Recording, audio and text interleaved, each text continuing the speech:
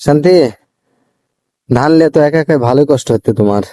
কি করবো, ধানও উষাছে আমার শাওর, আবার অসুখে তো পড়িছে। পারবে বলো তো, দেখে শুনে আবার আমি ধান নিয়ে এসে 2 তলার উপর যে কষ্ট করে নিয়ে আসতো, লেসে ধান দিছি, এলা আলো পিঠে টিটে খাবে, তাই চিকন ধান তাই না এটা? হয়। অসুখ আইটা গেছে, পারিচ্ছে না, তাই আমি আবার সুগিয়া দিমু বলিছি। ভালো করছে, না দিলে কে করবে? তুমি বেটার বউ। আয়সা দেখি দিয়ে ধান চাউলের সোয়েটার, ধান দেখেছি চাউলের সোয়েটার দিবেন উপরে দিলে রোদ শুকাবে নি।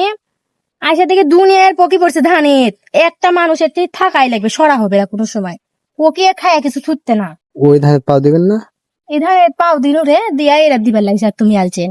তাই হুম। এখন নিচে যাবে না থাকবে? না নিচে যা হবে না, নিচে গেলে সারকে ঘু ঘু বুলবুলি সব পকে আসিতে, আচ্ছা ধান ভরে গেছে দেখতে খাচ্ছে যে সেটা কেলা। তাহলে থাকা লাগবে একজন না? থাকা লাগবে, ধানের পাও দেওয়া লাগবে, সুগান লাগবে তো। আর কয়দিন পর থেকে তো মধু বাড়াবে না। আজকে কুয়াশায় ভালো ভরে আছে, যাবে। হ্যাঁ।